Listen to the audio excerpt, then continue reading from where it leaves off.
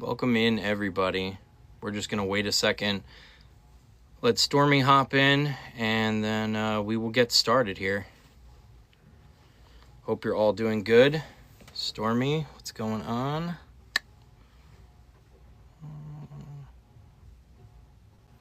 Something. Wait, there we go. Hello. How's it going? Good.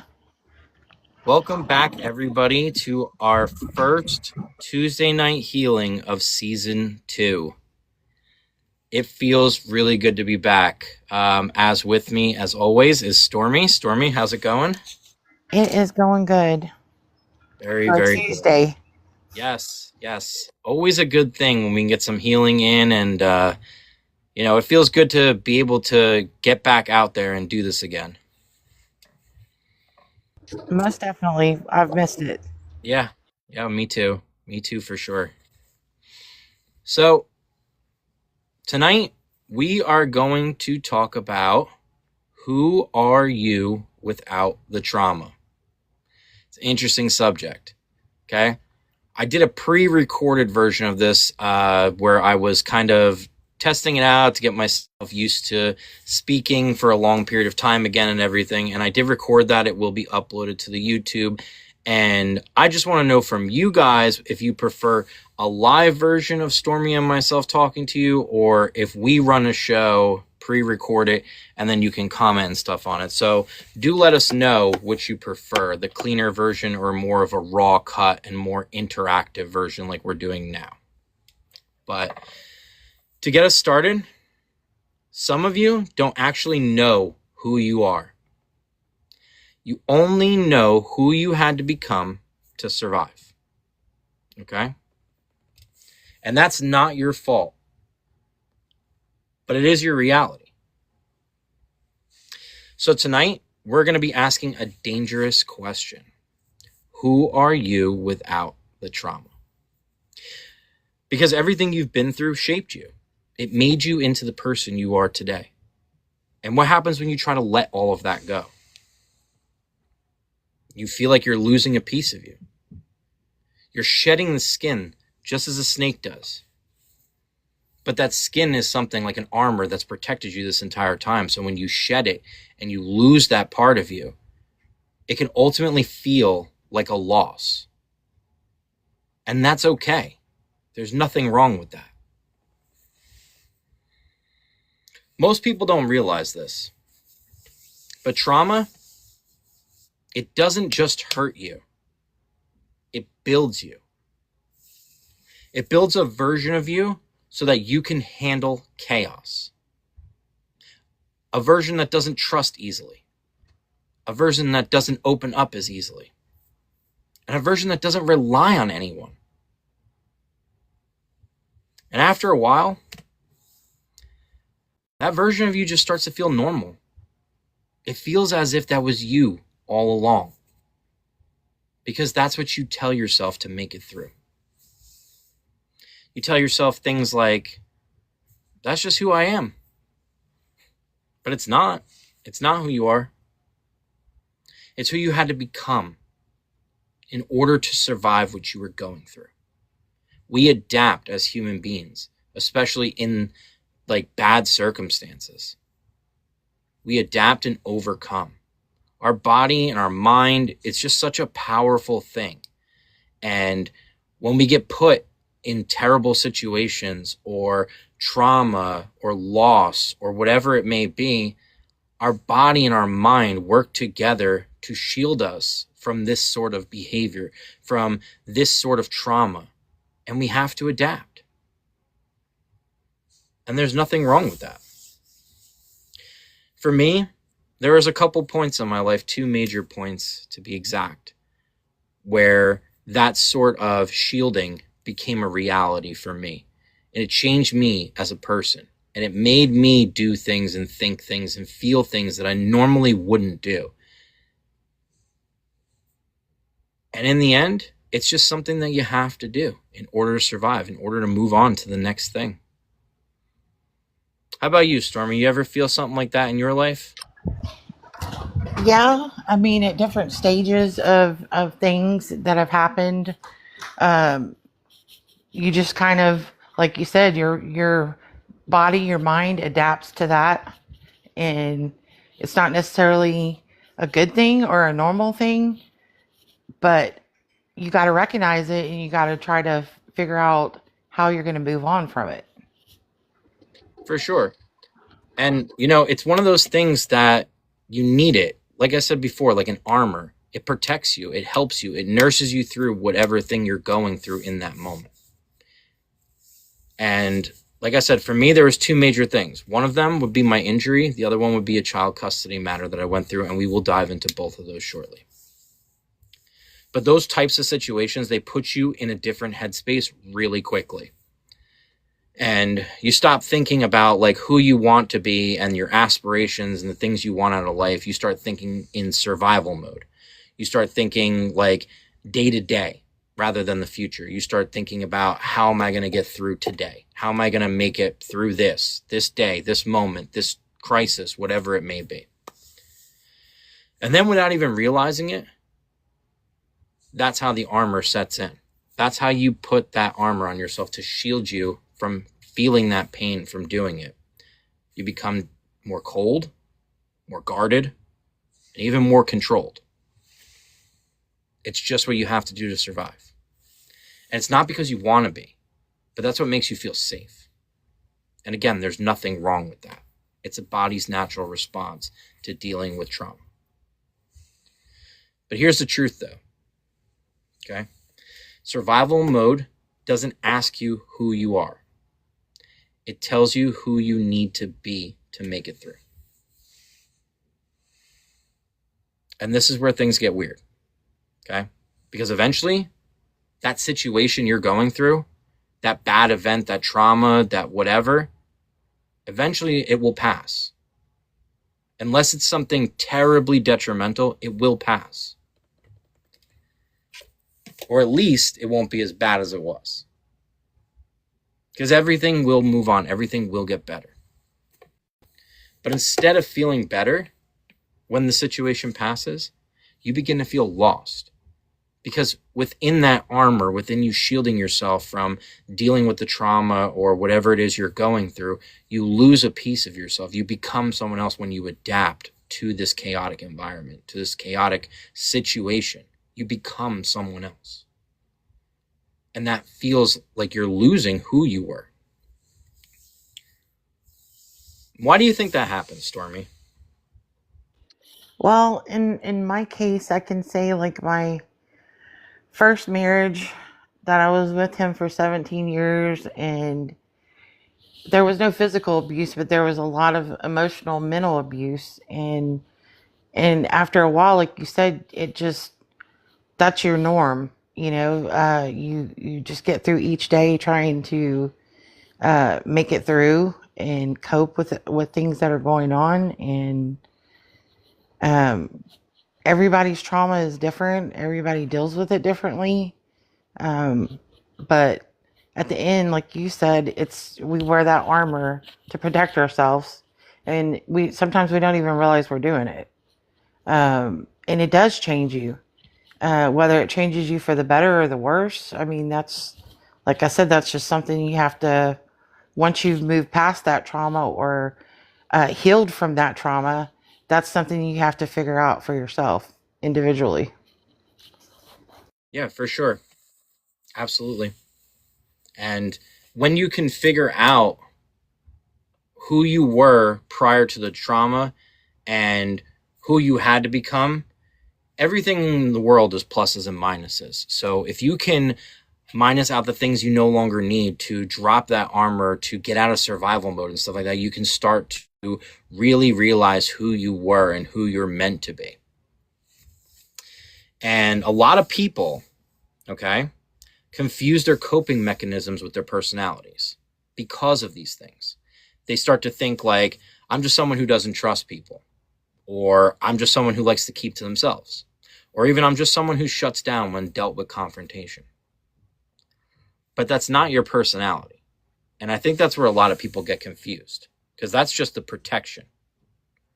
And when you start healing, the protection starts to crack and it starts to feel uncomfortable, because now you don't know what's real anymore. If that pain built you, then healing has to be feeling like you're losing yourself. It has to. So let's separate this right now for a second, okay? You are not your defense mechanisms. You're not your worst moments. And you're not that version of you that you had to be to survive. And I'll give you an example, like I said earlier, okay? One of the most traumatic things that I personally had to go through in my life was a child custody battle and the relationship that came before it. I would say that is definitely in my top 2 most traumatic things to ever happen to me. It was a very toxic relationship. It was an even more toxic child custody battle. I went through probably every possible thing that I probably could have. And at the end of the day, I sleep with the fact of knowing that I fought as hard as I possibly could. And, you know, sometimes things just don't work out that way. But what wound up happening because of that is it changed me. It made me more guarded. It made me more cold. It put me in a position where I wasn't trusting anyone anymore, including myself. That I didn't trust myself to make good judgment calls, especially when it came to having a significant other. And I wound up masking that. I ran from it. The armor that I built around myself to protect myself from being hurt was to not trust anyone. Like I said, to be cold. I used alcohol as a way to run from my problems, to put myself into dangerous situations and stuff that I just didn't care anymore what had happened. And a part of that, I learned a lot about myself, but at the same time, I lost a part of myself. On July 28th of 2024, I decided that I would get sober, and I did. And I'm proud to say that I have been ever since. And within that came an awakening. And that awakening basically showed me what my true potential was and how the armor that I had built around myself was preventing me from being the person I'm supposed to be. Now, I'm sure you see around me and stuff like that, I have like all the clothes and stuff. And if you've been following this channel, you know I do like a lot of thrifting videos now. And I started my own business, Dead Threads. And I would have never been able to do that had I not stopped drinking and keeping that armor up and not allowing myself to go out and feel and to take risks and do things like that. And there's so much beauty that has come from that. It's made me a stronger person. I didn't realize that that armor that I had put up and my alcoholism and stuff like that was something that was holding me back significantly. I told myself that I only did it twice a month. How bad could it be holding me back? But then the reality was, it was irritating my BPD symptoms. It was holding me back from my true potential by keeping me unmotivated or sick, both. And it was only once I stopped that I truly discovered the type of person that I actually am, the type of person that I always wanted to be. And in the past, when we've done our Tuesday night healings in our first season, we have 21 videos. And if you guys haven't seen the Instagram post, I categorized them today and put them into a playlist because I heard your requests about how everything's kind of out of order. Now, when you go on the YouTube, which is at Bellissimo, the same name that it is on here, everything is categorized into playlists. So if you want to watch season 1 of our Tuesday night healings, you can simply just click on it. It'll take you into a playlist and you could just watch them right in order as they happened. The same thing goes for the Thursday night reading reviews, the same thing that goes with the thrifting videos. It's all on there. I'm trying to make it as simplistic as possible for you guys so you can just hop on and just go right through the series if you care to binge it. You don't have to jump around anymore. And then when you stop watching, it saves your spot and you can just join right back on whenever you want. I'm uploading videos daily. Eventually it will turn into a couple a week. But for right now, I have a huge stock of things that I'm able to upload a lot right now. So you guys are in luck with getting a lot of content. But in our first season of Tuesday Night Healing, we tackled subjects, all different subjects, okay? We went from tackling things like autism to depression to toxic relationships, all sorts of things. But in this, it's different. This one is going to be a growth thing. It's not separate subjects. This is going to be all along a line of growth. And it all starts here. It all starts to why we need the growth. And you may think to yourself, well, what if I didn't go through anything truly traumatic? If that's the case, then that's great. But most people have gone through something or are going through something. And even if it's not applying to you, maybe it's applying to someone you know, and maybe you could pick up some good tips or something from our conversations on here and help somebody that needs it. Now, again, Stormy and myself, we're not medical professionals. We're best friends that have went through a bunch of shit in our lives, and we just want to give back and help people. But I want to ask you guys something. And I want you to be real with it when I ask you. What part of you was built out of survival?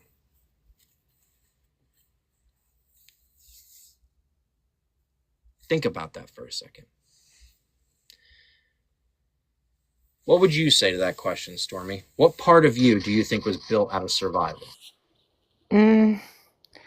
I probably think before I had a lot of trauma for all those years, I was a lot less. I didn't ever say what I thought. You know what I mean? Like, I didn't ever want to hurt somebody's feelings, or didn't ever want to, I always wanted everybody to like me or think that I was nice. Well, I guess as I had built that trauma up, I had started becoming where, like, I speak my mind. I don't hold back. Like, that, yeah, that's a big difference of what I used to be versus now. For me. For sure. And it's a great thing, honestly. And I guess my second question that would be to go with that is, who would you be had you not developed that? I probably would have got walked over a lot more. You know what I mean? Like, stepped on, walked over by people, and just for being too nice. That's what I think. For sure. And I agree with you 100%. I think that especially people in your situation that, want to have, like, I guess you could say, people pleasing behaviors and stuff. You want people to, respect your opinion, to like what you're saying, to, consider you a good person and stuff like that. And sometimes some people tend to eat crow on things that are important to them in order to do people pleasing behaviors such as that. And I think that if you don't develop that armor, that strength that allows you to overcome and to make sure your voice is heard, to make sure your opinion matters, you do wind up falling in that less dominant position where you're always being overtalked or you're not being respected. And it turns into a problem, honestly, and it's just going to cause a never-ending cycle of more and more trauma. And that's the kind of stuff that we're talking about here. You build these things up. This is your body, subconsciously, your mind, whatever you want to call it, building it up to protect you, because that's what it is at the end of the day. It's protecting you from falling into that category, from falling into those bad things. Definitely. Mm-hmm. And a lot of people would probably say things like that they'd be a calmer person or a happier person, or they trust more. Those are all normal responses to this sort of thing. It's all normal.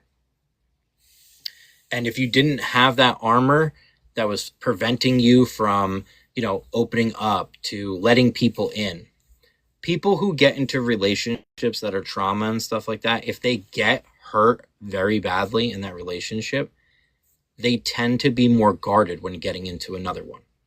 They tend to take things subconsciously from that last relationship and have out those seeking behaviors. If you got cheated on a lot in your last relationship, you're going to assume that may happen to you again. You're going to be afraid that that'll be happening to you again.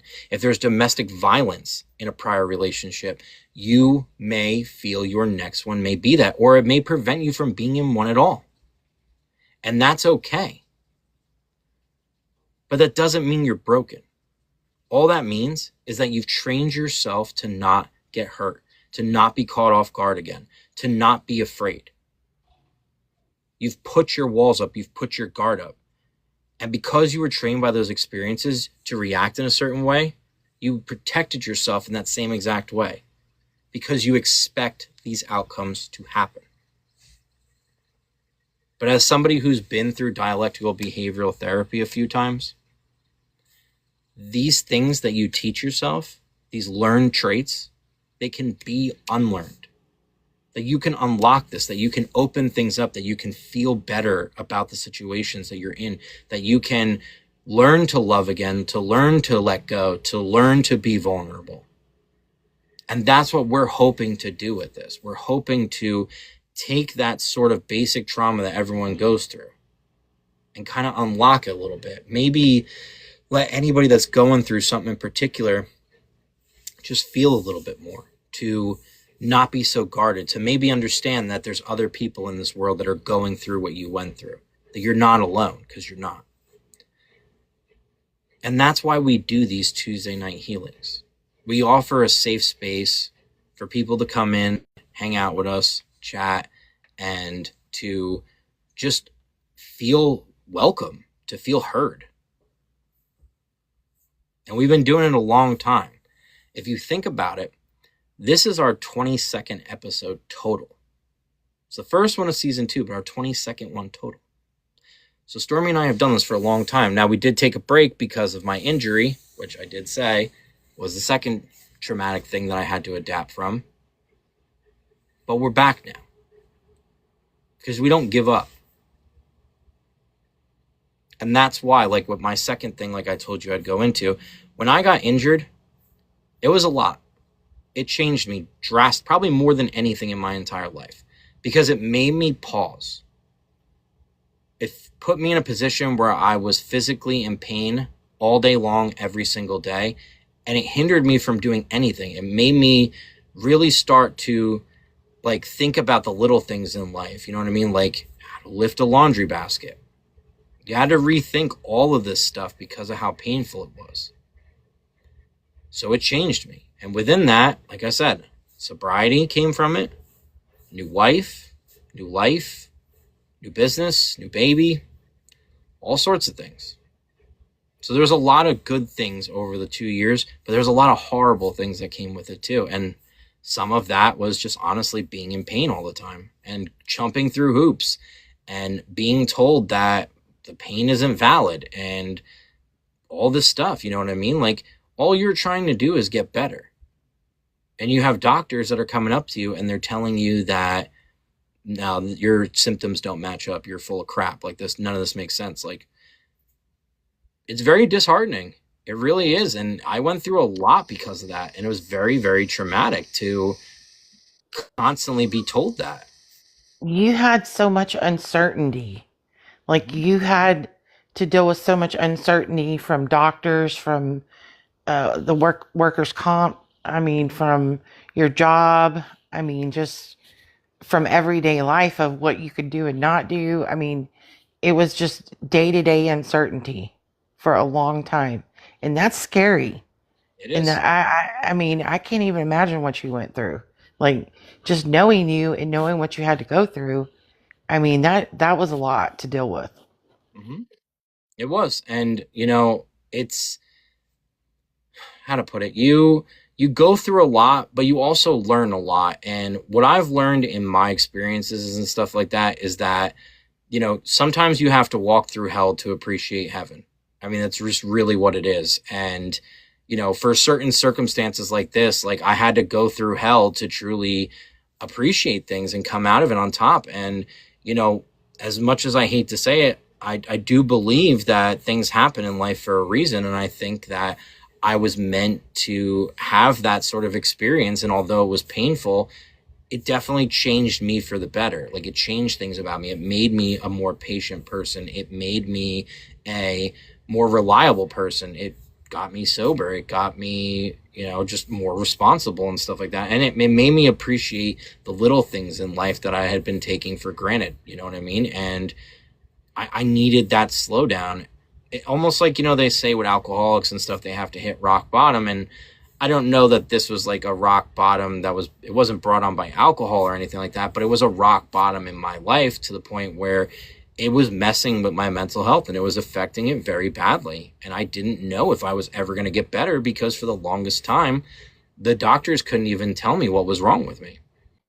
They had all these theories, but no one was definitely coming out and saying this is 100% what the problem is. There was just so much like indecisiveness about the entire thing. And you'd go see some doctors, and unfortunately with the workman's comp system, some of the doctors just don't care. They just will go in there and just basically do a quick look over of you and just sign off. Oh yeah, I'll see you in 30 days. And that's why it took so long to get healed, because some of the doctors that I went to, specifically the neurologist that I went to, there was really nothing going on there. And I couldn't go anywhere else until I got a recommendation from him. So it was just a seeing you once a month, getting the runaround kind of deal. And it wasn't until one of the workers' comp hired people came to my appointment with me that got him to be like, okay, so I'm going to send you to a pain management specialist, because now he was being watched. It worked out in my benefit because my pain management doctor was the first person to actually care and do something about it. And he was giving me the epidural shots, and that was just proving where the problem was, because they were bringing relief. They just weren't fixing it completely. Then when I met my surgeon, and I explained that situation in the last video, he believed in me the entire time. He didn't have a doubt about what was going on with me. And I just saw him this past Saturday, and I told him how I was going to write him a letter, but I was happy that they scheduled me to see him. And I just told him heart to heart, thank you so much for believing in me and actually doing this. I mean, who honestly would have their throat cut open to stay out of work? It's nonsense. And that's what some of these doctors say, that people will go to that extent. But who the hell would do that? You're having a life-altering surgery that honestly could leave you paralyzed. And nobody would do that to stay out of work. That's just nonsense. But I'll tell you something. I'm glad that I got the surgery done, because it is a night and day difference. Night and day. My pain levels are down to a 1. And it's just, honestly, most of it's healing stuff. When I wake up in the morning, that's the worst part. Just, I guess, from sleeping or whatever, rolling around when I sleep, I'm not sure. But for the first hour, it's usually a little rough. I would say 4 or 5 on the pain scale. And then throughout the day, it kind of gets better. Now, it's not to say that every day is exactly the same. Today I had to take a Tylenol, but the last 2 days I hadn't. So, you know what I mean? It kind of varies. And I'm on the healing process, though. I can tell, because the pain that I'm feeling isn't the numbness or the tingling anymore. It's not the feeling of having your eyes pulled into the back of your head. It's just a sore feeling, as if I pulled a muscle, which apparently is normal. And they have me out for another month. And if I have no pain at my next one, then I will get cleared to go back to work, and I can go and do everything as normal again. And if I do have any pain, then he said that we may have to do some PT just to see what's going on a little bit. But he's pretty confident that we should be good, and I should be going back to work the first week of May. And I'm excited for that. Honestly, it's been 2 years, and I've missed it very terribly. But that's the armor that I had to put on. I had to have people look me in the face and tell me that I wasn't in pain, when all day long, all I'm doing is laying in bed with ice packs, eating Tylenol, trying different medications to do anything. I went through everything I possibly could have. I was in the hospital 8 times because the pain was so intense. And I don't wish it on anybody, and I hope that I never have to go through it again. But the armor and stuff that I had to build up in order to be okay to get through this was very, very significant. But through that, I realized that it was just armor that I was putting up. So now my question to you guys is, what do you do with that? What do you do with that armor? Once you don't need it anymore, what do you do? Do you go finding yourself? No. You build yourself. You shed what you need to shed, and you build yourself back up. And it starts small. Nobody swings an axe and takes an entire tree down in one swing. You chip away at it. You keep going after it. You keep taking little by little, each swing, each chop, each everything. And in this situation, It's little victories. And that's what this whole series is going to be about, the little victories. It's not going to be an overnight change, not some huge life overhaul that we're going to go through. All it is awareness. It's mental health awareness. It's emotional awareness. It's self-awareness. That's what we're going after in these Tuesday night healings. We want everyone to be out there and to spread love and to be there for one another, to help out someone else in need. That's what it's all about. Spreading awareness and talking about things sometimes that's uncomfortable to talk about. So the next time you think about reacting to something, just ask yourself, is this me or is it my trauma that's talking right now? You can't just react anymore. You need to think before you react. When you just react off of impulses and stuff because that's what you're used to doing, you're never going to change. You need to face the things sometimes in life, to really take them head on, to be uncomfortable. Because in that uncomfortability, you'll find out who you really are, what you're really made of. I had said once that when I had went through my custody thing and stuff like that, that there was a part of me that was pushed to the back. And I became someone else because of it. I became someone that I envied, someone that was cold, someone that was strong, someone that was confident. I became that person because that's who I needed to be. But what I realized was that's who I was all along. It was my fears and my insecurities and stuff like that that were actually the armor preventing the real me, the confident me, the strong me, the decisive me from coming to light. And with each little victory that I took, with each moment that I got better,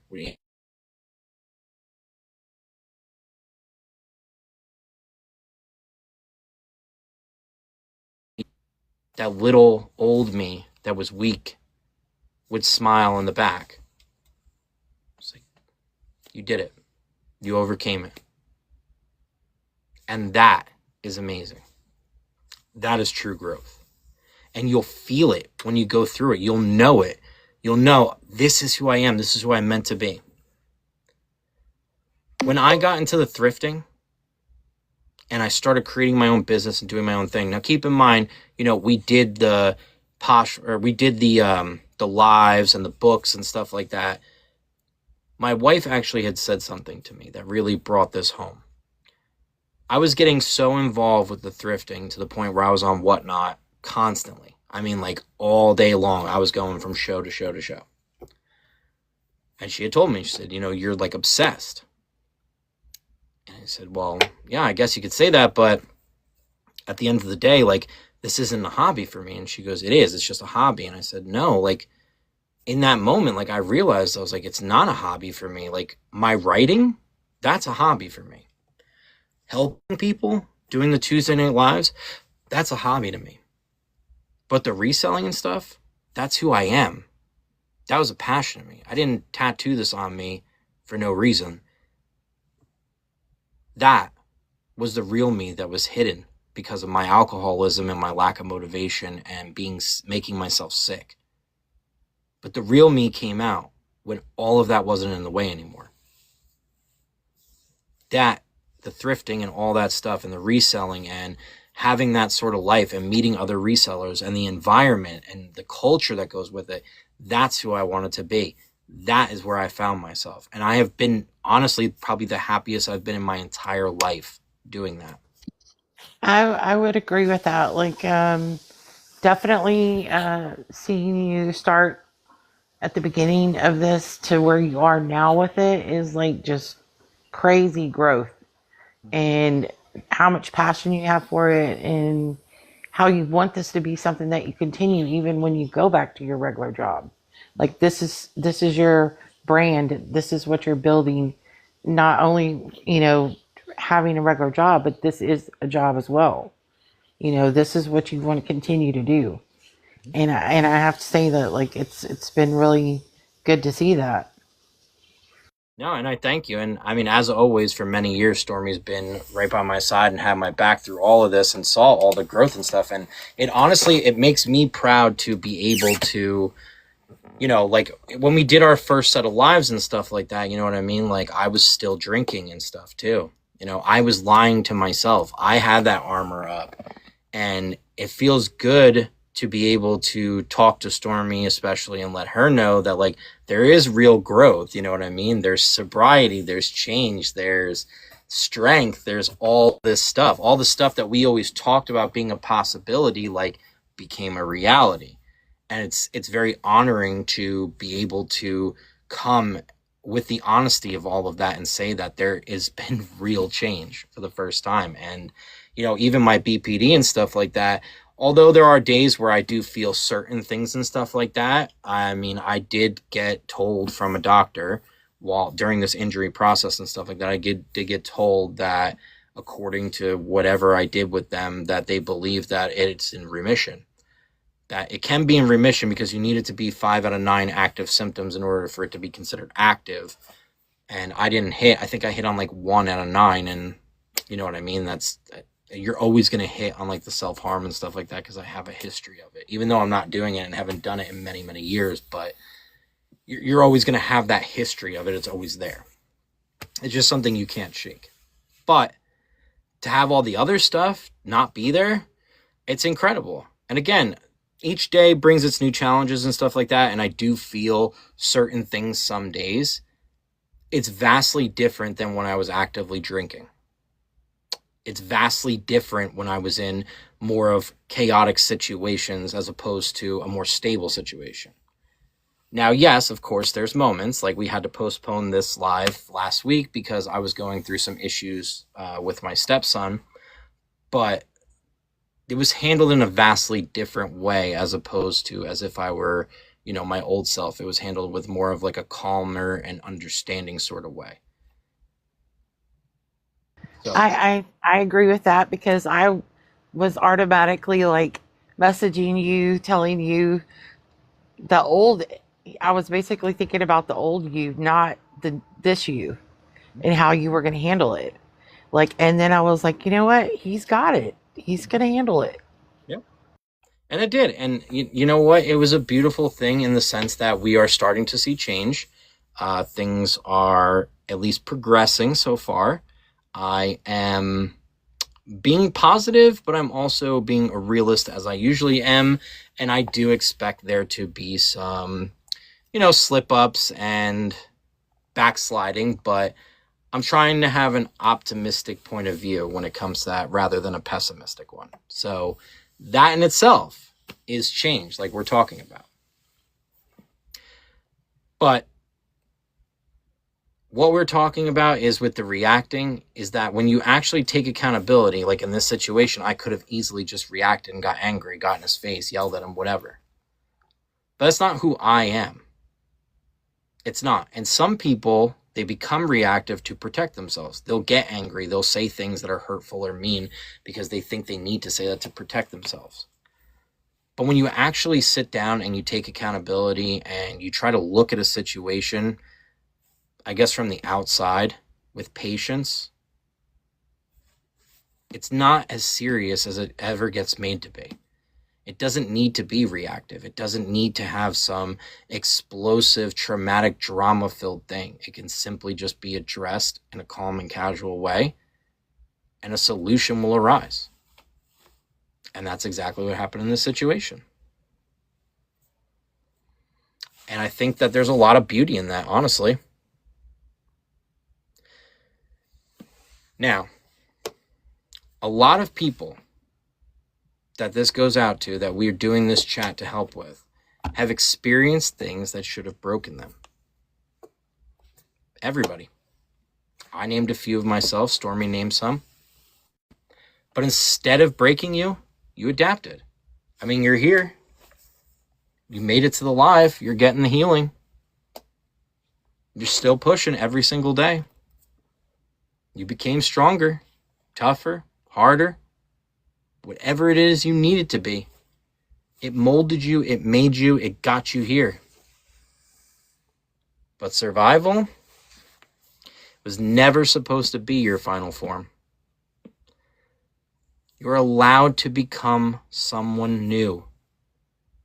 You know, if the people that I used to hang around with, people I went to high school with, people I used to drink with and stuff like that, even some of the people I work with, they're starting to see, the people I work with, they're starting to see the new people. What's it called? They're starting to see the new me. And it's blowing them away. My buddy Chris came over this past weekend, this past Saturday, saw everything that I was doing, all the changes I made in my life, and he was absolutely blown away. He couldn't even believe it. He's like, dude, you went out a whole, like, the person you went out as to the person you are now is a completely night and day difference. And he couldn't believe it, but it's such a rewarding feeling. It's a very humbling feeling. That people like Stormy or the people that I work with can see that sort of change. That you can also experience that. Just because you get labeled as a drunk or a liar or whatever the case may be, that doesn't mean that's who you always have to be. We have infinite possibilities and infinite capabilities to become someone new, to become the person that we're meant to be. So stop getting yourself stuck in situations where you keep repeating the same bad behaviors because you think you deserve it, or you think that's all you're ever going to do. You're better than that. We're all better than that. You're allowed to let go of previous versions of yourself. They were just versions that you needed back then. That's not necessarily what you need now. Most of the time, you don't need it anymore. You made it through the dark. And now it's time to decide when you're in the light. And who you're going to be in the light. And that's what we're doing going forward. We're going to find out what this old version of us was. Because each one's got a different part. And then when we figure out what it is that we used to be, that's when we can find out who it is we're supposed to be. Because we can separate who we were to who we are. Now, a couple things. If you guys were there for my whatnot shows and stuff like that, we did try to do some Tuesday night healing on there. Obviously, it wasn't the most appropriate place to do it because it's a clothing selling platform, not a, let's sit down and have some real chats. Some people did enjoy it. Other people were kind of like, hey, shut up and sell me some clothes. But we did kind of get it out there what we were doing. We kind of got like a beta version, a test run going and stuff on where we wanted to go with all this. But I did post something in that. And I want to post that to here, where we actually have the viewership, where people actually come in and enjoy hanging out with us for Tuesday Night Healing. I want you guys to have a simple task. Before our next Tuesday Night Healing, I want you to go out and do a random act of kindness for a stranger. That could be something as simply as holding the door for them, paying for a cup of coffee behind you in line, saying thank you, stopping and just chatting with somebody. It could be anything. You'll know it when you see it. There'll be a moment to present itself to you. And when you do that, I want to hear from you guys when you come back next week what it is that you did. Or leave it in the comments because I'm going to post the video on YouTube. Leave it in the comments. But when you leave that message, let me know what you did, how it made you feel, and how you think it made the person you help feel. Because that little bit of kindness that you put back into the world goes such a long way. If you believe in the butterfly effect or whatever, a butterfly flaps its wings, and then there's tsunami in Japan. That little bit of kindness can change somebody so significantly you may not even realize it. What if someone was having the worst day, and by you doing that one thing to help them, to, kind of let's just say you held the door for them, or you bought them a cup of coffee or something like that. Maybe they didn't have to go home and yell and scream or be negative or put that hurt on somebody else. Maybe it calmed them down enough that they didn't drive off in anger and get into a car accident or something. Like, you don't realize that the little things in life like that can ultimately change so much for someone, for you as well. Because just by putting that little kindness back into the world, you're doing something positive. You're making the change. And we need that little bit of love in this world. We just need it. There's so many reasons with everything going on in the world to have hatred, to have negativity. But if you keep putting love back out there, that's how you make real change. And that's what we're trying to do. This is our act of kindness, Stormy and I, is to reaching out and trying to help people that are in need, to get these tough subjects to come out, to have somebody, not have to maybe hurt themselves because of something that one of us said, that maybe we said something that made them not feel so alone. And it's happened before. We have received messages from people in our last lives where we have helped people and we have prevented those sort of things, which is the motivation that we use to keep helping. There's no monetization. There's no nothing. This is something that we just do to help. It's something that we enjoy. It's giving back to the community. And as somebody who has borderline, that community means the world to me, because that community is the same community that gave me a voice, that gave me help, that gave me understanding and clarification to why I did and still do the things that I do. And I want to put that love and beauty back into the world to pay it forward. With that being said, our next episode will not be next Tuesday. It will be next Monday. Next Tuesday, I am going on a little trip with my daughter. We're going to spend some time together, just local, but I don't want to have to tell, because she doesn't come, she only comes every other weekend. So because of Easter, it's her mom's holiday, so I get her a couple of days after, but we're going to spend some time together. So I don't want to crunch that time with her for this. So we are going to do Tuesday Night Healing on Monday next week. Okay. With that being said, our next one is the addiction to being needed. That is part 2 of this season. It's people-pleasing behaviors, savior complexes, and worth tied to usefulness. That's going to be a really good one. I'm very excited about that. I'm excited about that one too, because that's a big part of me too. That's what we were just talking about with Stormy. So this is going to be a very, very good episode. Like I said, it will be Monday, 8 p.m. Eastern Standard Time. So that's an exciting thing to look forward to. Like I said, this season will go all the way until July. It's every week, every Tuesday.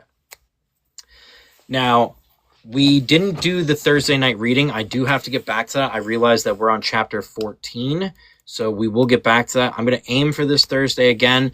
It's just very difficult when you have an 8-month-old to promise to be on live so much. You know what I mean? So I'm going to aim to do it. If not, then Stormy and myself will just pre-record it and I'll just post them. Those necessarily don't need to be lives, kind of like how, we do the healing, we make it interactive and stuff. Those aren't super interactive. They're just more so reading the book and giving you Easter eggs and stuff. So maybe we'll work that in a different way, but I'll let you know. Check the YouTube. Look at the playlists. Like I said, if you're new to here and you haven't seen it already, my YouTube is at Bellissimo, same as my username on here. You can click on my profile here on TikTok and I have my link tree. If you click on the link tree, it'll take you to every link that is related to this channel. All my thrifting stuff, the YouTube, everything. The Amazon for where my books are sold, all of it's on there if you click that link tree. Like I said, or you can go on YouTube and do at Bellissimo. But I did categorize it for you guys. It's in playlists. You can watch the whole first season of our Tuesday Night Healings from 2 years ago in order and see it. And we have a lot of good ones in there, a lot of fun ones. It definitely was an entertaining season for sure. And there's plenty of episodes. I think there's like 70 videos or something like that on the YouTube right now. 21 of them are Tuesday Night Healing, now 22, because this one will be posted later tonight once it's done downloading. But if for some reason you can't make the live and you want to get caught up on it, I always post it to the YouTube. And I want to hear from you guys, as I said before, is our Tuesday night live better to be recorded live, or would you like it in a more professional format where Stormy and I get together and just do it and then I can edit it, throw music behind it, and kind of do it that? Or do you prefer the raw healing? I want to know, so let me know in the comments on either here or YouTube or whatever. Let me know what you guys think, if you like the raw version or if you like the cleaned up and fine-tuned version. I'm going to post both right now for tonight. I have the cleaned up version already recorded, already edited, already done. And this is the raw version. They will both be available tonight on YouTube. So check them out and let me know which one you like better. Like I said, we have a lot of good things going forward. I hope you guys are enjoying the thrifting videos and stuff that I'm putting out. It has been a blast doing it. It may seem like, and I want to put this out there, it may seem like I have no idea what I'm talking about in those videos, but keep in mind those videos were recorded like when I first started this business, and now they're being published. So I have come to have a lot better understanding of what I'm doing and whatnot. So it's funny to rewatch those videos and see myself thrifting things that I know now I would never pick up ever again. But it's kind of like a learning experience. And if you're along the ride with me, then you'll understand what I'm doing. And not for nothing, even those pieces that I picked up that are questionable to me now got me to where I am.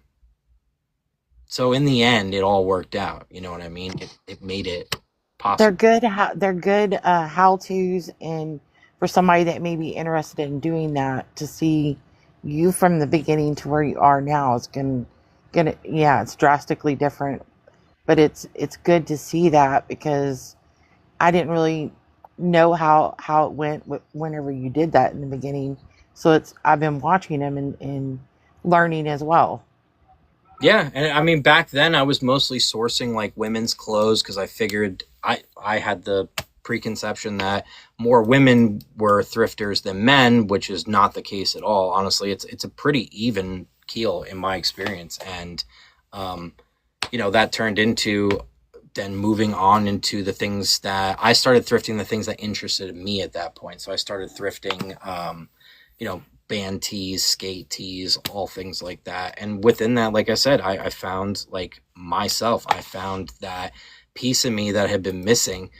That part of my life that was something that I was truly passionate about. And again, that's not to say that I don't enjoy doing this and that I don't enjoy the writing and stuff, but this is definitely more of a passion to me, that was something that I felt like was always there, but I just never knew what it was. Because I always envied people like when they had like I had friends down in Lyndhurst, where I met my child's mother and stuff, and I always envied like the way that they dressed and the things that they had. And even my best friend when I was growing up, like he always had like the coolest stuff from Zoomies, and my dad always just shopped at like Walmart or Gap or Old Navy or something.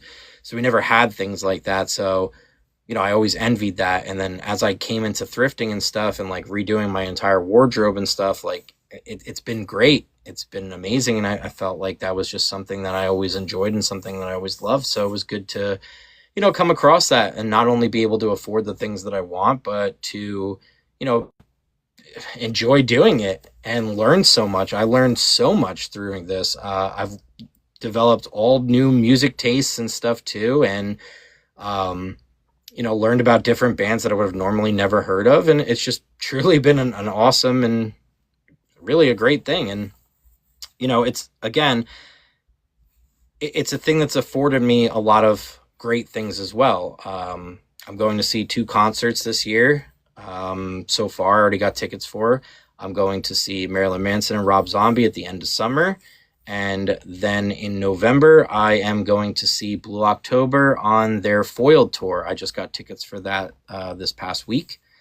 So I'm very excited about that because that was my armor, that album especially, to get through the trauma that I went through of child custody and stuff like that. I listened to the Foiled album every day on repeat. I kid you not, for just months. Yes, 100%. Yep. And it was it's a great thing. And I actually have, they hosted a foiled from home tour when the COVID was going on. And I watched that, and it's like a rare t-shirt. It's got the foiled album cover, and it's like gray and stuff like that. And I have that because I got it when I saw the foiled concert from home. So I'm going to wear that when I go to the thing. And, I think it'll be like my 5th or 6th time seeing Blue October or something like that. It's always just a very healing experience. If you haven't heard their music, I highly suggest it. Justin Furstenfeld, definitely a personal hero of mine, has been for a very long time. And, it's absolutely wonderful, great guy, especially when you meet him. I've met him several times, and always a pleasure, always. And I'm very much looking forward to that, especially because the last time I had tickets to go see Blue October, I couldn't go because of my neck. So it's nice to bounce back and finally be getting out there. And I'm driving again, and everything is just starting to go really, really well. I'm driving every day now to keep practicing and get myself better and just keep pushing. And I hope that tonight you guys took a little bit from this, that you understand where I was coming from as far as, shedding your trauma and stuff like that, and separating who you are versus who you became because of trauma. I hope it's been very fulfilling to you guys. I hope that we may have opened your eyes to something or given you a situation to let you know that you're not alone in this, that most people feel this way. Maybe you relate to the story Stormy told you. Maybe you relate to the one I do, or maybe you have your own story. But we'd love to hear from you guys. And we have a lot of cool things cooking up. Watch my previous video where I talk about the schedule of this season, and you'll know what's to come. You can also join us every Tuesday. We'll be here. And we invite you guys, if you want to be a guest on here to talk some trauma with us, to let us know. Reach out to us and let us know. With that being said, Stormy, you got anything else for us tonight? Nope, I'm good. It's been a good discussion and conversation, and hopefully somebody can utilize this or relate to it, and definitely share it to someone if you're not dealing with it, but you know somebody else that is. Turn them on to us and the channel and share it with them. Absolutely. And like I said, you guys always have the availability to catch up on the YouTube at Bellissimo. And, it's been an absolute pleasure doing this again with you guys, especially overcoming all the stuff over the last 2 years to ultimately get us back to this. That in itself is shedding the armor to getting back out here, to letting it feel again, to getting rid of the trauma and stuff. Whereas to that injury would have, left you with a whole different personality, as it has changed me and stuff. But it just goes to show at the end of the day that the core value is still the same, that I still care about each and every one of you, and I want to be here to try to put that love back in the world, to have that beauty be put back out to you guys and let you know that you are loved, that you are cared about, and that we are here to help you if you need it. So I want to leave you guys with this. Something I learned while being injured: you need to stay honest, and you need to stay humble. And I'll see you guys again next Monday. Not Tuesday, Monday. Have a good night.